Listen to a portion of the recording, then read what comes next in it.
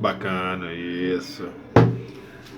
Seus lindões, vamos trabalhar agora, vamos continuar, né, ouvindo o carro passar. Isso, o carro dos legumes.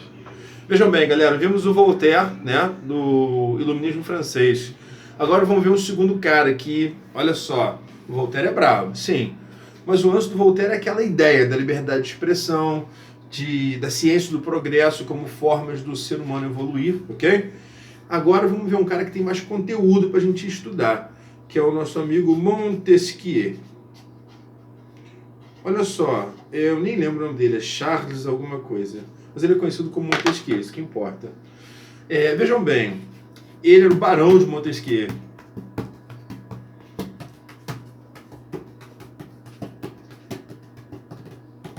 Bacana esse. Vejam bem, seus lindos. O nosso amigo Montesquieu é um cara muito interessante, por quê? Ele foi influenciado pelo John Locke, certo? Pela visão do Locke em relação aos três poderes, certo? Porque o Locke falava, cara, não tem como poder ficar tudo na mão de uma pessoa só, porque essa pessoa será seduzida pelo poder e isso trará problemas. Essa pessoa sendo seduzida pelo poder, pessoa ou grupo, tá? Locke era contra qualquer tipo de regime que fosse, de governo que fosse absoluto. Nas mãos de uma só pessoa, pior ainda, né? Ou nas mãos de um só grupo, também ele era contra. Essa cadeira fica descendo só porque eu tenho ossos largos. Mas por quê? Porque ele acredita que rapidamente esse grupo vai parar de agir em prol da coletividade, em prol de todo mundo, do povo, de todos, e esse grupo vai passar a agir em prol do seu próprio benefício only, certo? E a gente analisando a história da humanidade, dá para perceber que isso faz todo sentido.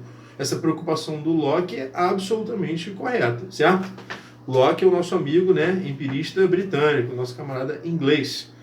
Aí, veja bem, o Montesquieu se inspirou no Locke, né? Só que tinha um detalhe importante. Montesquieu era afilhado, tenho quase certeza que era afilhado, uma relação muito próxima, né? Tenho quase certeza que era afilhado. Ele era afilhado de um camarada que era o presidente do conselho do parlamento de Bordeaux. Para a gente fazer uma relação mais ou menos, é como se ele fosse o presidente da Câmara dos Deputados, entendeu? Ele era um cara muito importante para as leis, certo? Assim sendo, o nosso amigo Montesquieu, ele tinha influência política. Então ele era um estudioso, um filósofo, certo? Um cara da universidade, mas também tinha influência política. E esse foi todo o diferencial. Ele formulou, o nosso amigo Montesquieu formulou a teoria dos três poderes, ok? Separando, né, executivo, legislativo e judiciário. Como assim, JR? Um filósofo foi o cara que formulou isso? Sim, senhor. Ciências humanas também são fundamentais. Aliás, são as mais fundamentais para a política. Política é o que na sua origem, lá com Aristóteles? É a relação entre os seres humanos em vista de um interesse, de um fim. É humano, certo? Então, cara, a política é fundamental. Esse relacionamento humano, as ciências humanas são. Ou seja, essa teoria dos três poderes, que é vigente em diversos países no mundo, saiu de uma universidade. Ou seja, a gente vê de um filósofo lá dentro da universidade, a parada vem para o mundo real, certo? Porque ele tinha influência política, beleza? E ele mesmo, o próprio Montesquieu, chegou a ser o presidente do parlamento de Bordeaux também, certo? Ele herdou esse cargo do camarada lá, que eu tenho quase certeza que é seu padrinho, beleza? Então, o Montesquieu formulou, né, e colocou em prática. Vamos escrever isso agora? Então, primeira característica do Montesquieu que a gente tem que ter aqui anotado é muito similar à do Locke, né? Crítico, ferrenho, pesadíssimo do absolutismo. Ou seja, qualquer tipo de poder absoluto, ele era crítico. Por quê? Porque esse negócio vai dar problema, vai dar caô, certo? Segundo item, esse é maneiro. Crítico da influência política da igreja. Por que a igreja tem que ter voz nas decisões políticas? Ele era um camarada que era contrário a isso, entendeu? A influência política da igreja. Não quer dizer que ele era satanista, JL? Não, cara, não tem nada a ver uma coisa com a outra. O negócio é que é muito perigoso você misturar religião com política, porque religião, cara, tudo bem, nós já estudamos os filósofos do período medieval, estudamos nosso amigo Agostinho de Hipona, Anselmo, né? Vimos Tomás de Aquino, vimos Giordano, Bruno, mas de qualquer forma a gente sabe, cara, que mesmo que o ideal, né, desses filósofos da igreja, mesmo que o ideal tenha sido unir razão e fé, a gente sabe que infelizmente essa união não acontece assim, não é tão fácil assim, entendeu? É complicado. Então acaba que fé, e eu botei crítico do absoluto, Hegel, crítico do absolutismo, pronto. Crítico. Então, cara, a religião está no campo da fé. E o campo da fé, a gente não precisa, a gente nem pode cobrar explicação 100% racional. Então, quando você mistura política, que é a relação entre as pessoas, né? São decisões tomadas em nome do grupo, de grupos de milhares, milhões de pessoas. Quando você junta fé com política, é muito fácil você chegar naquele ponto de você justificar uma decisão política de forma não racional. Sacou? Só que isso é uma coisa muito retrógrada, né? Se o ser humano tem capacidade racional de compreender as coisas a partir da razão, com justificativa, observando se aquilo, pelos padrões, se aquilo vai dar certo, vai dar errado, se existe essa possibilidade, por que o ser humano vai se abster? Não, não quero usar a razão. Ah, vai ser assim porque está escrito na Bíblia. Mesmo que a razão indique totalmente o caminho oposto. Sacou a parada? Então, com certeza, esse é o ponto do nosso amigo Montesquieu quando diz, cara, não dá para a gente ter influência da igreja nas decisões políticas, certo? E aí o ponto central, que eu já falei, né, mas não escrevi, que é a teoria dos três poderes. Three powers. Fiquei na dúvida agora, em inglês, os poderes eles se referem a powers também, ou tem outro termo? Vou procurar. E quais são esses poderes? O primeiro deles é o executivo. Qual é o papel do executivo?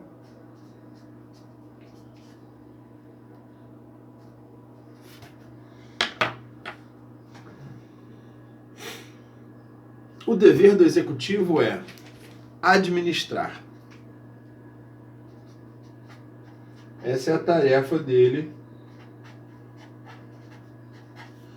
Certo? Então, o poder executivo... Isso aqui é para ser uma seta, tá? Ficou meio diferente aqui. Mas o trabalho do executivo é administrar, ok? O terceiro é o segundo, é o legislativo. Qual é a tarefa do poder legislativo? É legislar. O que é legislar? É fazer as leis, certo? E por último, judiciário.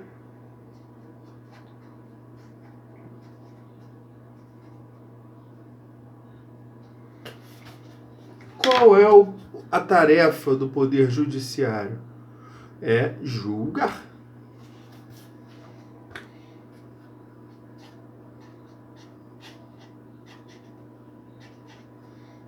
Beleza? E aí existe uma parada interessante pra gente observar aqui, galera. Interessante, sério mesmo. Com o executivo, nós, o povo, não temos muito contato. Porque o trabalho deles é por trás das cortinas mesmo. O trabalho deles é administrativo, é burocrático. Então eles não têm muito contato direto com o povo no seu trabalho. Embora nas eleições eles sejam os mais, né, que aparecem mais. O legislativo tem o trabalho de fazer as leis, certo? Nós convivemos com as leis o tempo todo.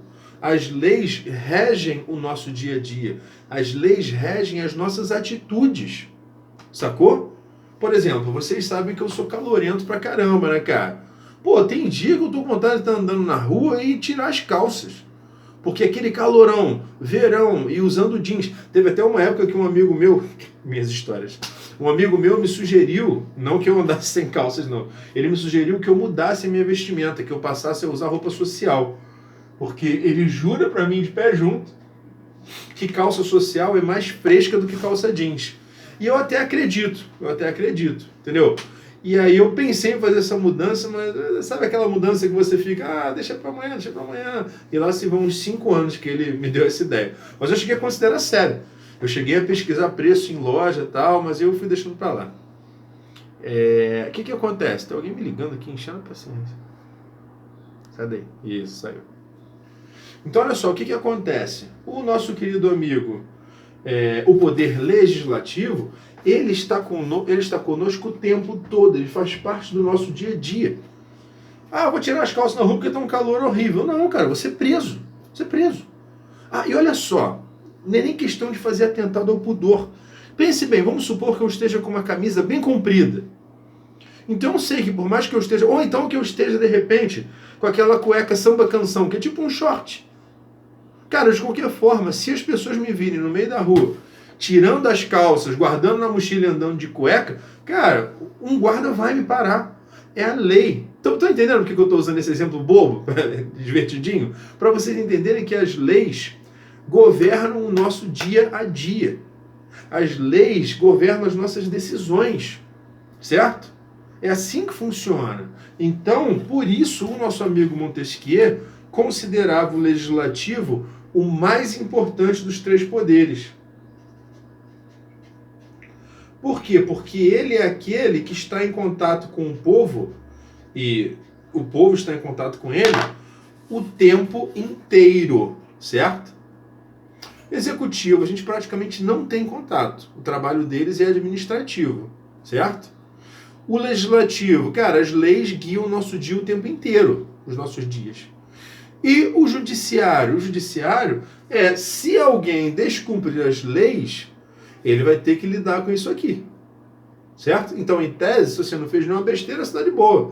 Mas também tem um outro lado, né? Eu estou brincando. Você pode precisar processar alguém, precisar se defender se você foi acusado de maneira injusta, enfim, tem uma série de fatores. Mas você consegue muito bem viver uma vida sem necessitar do judiciário, certo? A menos que você procure o que, enfim, já entenderam, né? O exemplo. Mas com as leis não tem como. Você convive direto. Então, por isso, para o Montesquieu, esse é o poder mais importante dos 3. Beleza. Agora, vamos ver o último. Quem é o último desses bonitões todos? É o nosso querido amigo... Deixa eu baixar aqui. Como é que eu faço baixar? Isso. É o nosso amigo Jean-Jacques Rousseau. Quem é esse cara? É o Rousseau. Jean-Jacques Rousseau. O nosso amigo Rousseau é o último dos iluministas, né? Franceses. E ele é um cara muito interessante porque até hoje a gente consegue enxergar resquícios do pensamento dele em posicionamentos políticos. Por exemplo, tem pessoas que acreditam que o ser humano é inocente, o ser humano é bom, o ser humano é puro de natureza, certo? E que precisa só de um empurrãozinho para que a sociedade toda fique maravilhosa. Enquanto, por outro lado, tem gente que acredita que não, que o ser humano é mau por natureza e que o ser humano precisa da sociedade justamente para controlar esse ímpeto ruim dele. Eu acabei de descrever uma situação interessante aqui para vocês, que caiu uma questão no Enem direto, exatamente nesse formato que eu estou falando para vocês. O que eu estou dizendo? Eu estou falando para vocês sobre um termo chamado estado de natureza, certo? Esse termo estado de natureza é utilizado por 2 pensadores, como ponto central da sua obra. Um deles é o Rousseau, que vê o estado de natureza humana. O que é o estado de natureza, JL? Estado de natureza é como o ser humano vive, é o estado em que o ser humano vive antes da formação, da invenção da sociedade, entendeu? Então, como o ser humano vive antes da sociedade, antes dessa organização civil, certo? A gente ter regras de convivência, a gente ter cidades, sacou? E leis, principalmente as leis, Montesquieu aí, certo? Então, o estado de natureza é como o homem vivia antes disso, entendeu? Para o Rousseau, era o céu. Ele acha que o estado de natureza, o Rousseau acredita que o estado de natureza humana é como se fosse uma tribo indígena pacífica. É unido à natureza, é com sentimento de fraternidade, ou seja, todos somos irmãos, beleza? É assim que o Rousseau enxerga a essência humana. Vou escrever isso aqui para vocês. E tem o outro cara que enxerga a natureza humana, o estado da natureza, como uma coisa ruim, como má, como cruel e egoísta. Esse é o nosso amigo Thomas Hobbes. Então vamos lá. Jean-Jacques Rousseau, também século XVIII, né? Como todos os camaradas do iluminismo francês. Ele tem uns termos legais aqui para a gente lembrar bem dele. Primeiro,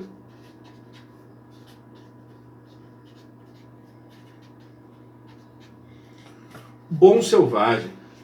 Esse termo, o bom selvagem, é assim que ele se refere ao ser humano no estado de natureza, certo? Selvagem porque não tem leis, certo? Mas bom porque é puro.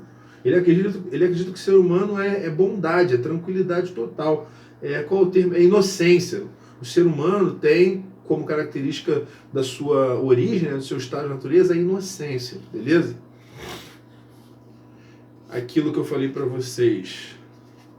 A vida do ser humano no estado de natureza, para o Rousseau, era uma vida de paz e irmandade. Paz e irmandade no estado de natureza. Natureza não vai caber aqui, vou escrever embaixo. Estado de natureza. Ok? E para o nosso amigo Rousseau, como a sociedade ficou ruim, então? Como que a sociedade se transformou num lugar hostil para o ser humano? A partir da... Esse é o termo mais importante para o Rousseau, tá? Propriedade privada. Ou seja, neném... A cachorrinha tá nervosa, tem que levar ela na rua. Propriedade privada.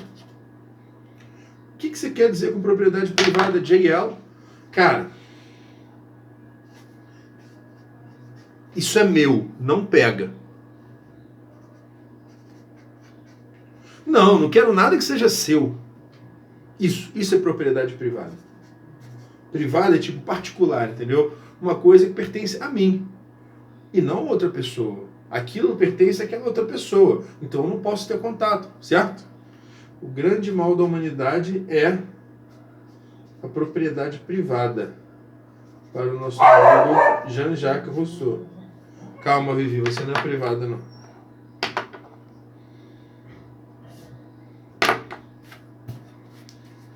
Beleza? Tranquilo? O grande mal da sociedade, da humanidade e da sociedade.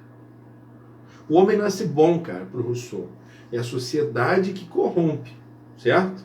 É a existência da propriedade privada que faz com que o homem se torne interesseiro, mau, safado, sem vergonha, descarado, certo? E aí, veja bem, quando o homem tem contato com a propriedade privada, aí, antes mesmo das leis. Ou seja, passa a existir o não encosta que é meu, fica com isso que é seu, mesmo antes de existirem as leis. Então, para o Rousseau, é aí que começa o caos, é aí que começa o problema, e é aí que começa o estado de natureza do Hobbes, que é o estado de natureza de guerra, que é o estado de natureza ruim, onde o ser humano é mau, entendeu? Então, o grande lance é quando surge a propriedade privada. Para o Rousseau, é aí que tudo muda. E aí, eu já mostrei o quadrinho já. O que acontece? Para o Rousseau é assim, como que surge a propriedade privada? Uma pessoa chega de mau humor, né? Chega lá naquela situação de estresse e resolve cercar um terreno e falar: ninguém encosta que esse é meu. E encontra à sua volta pessoas inocentes o suficiente para concordarem. E posteriormente falar: então esse é meu, e esse é meu, e esse é meu. Aí começa o grande mal. Beleza? Até a próxima, galera. Bacana.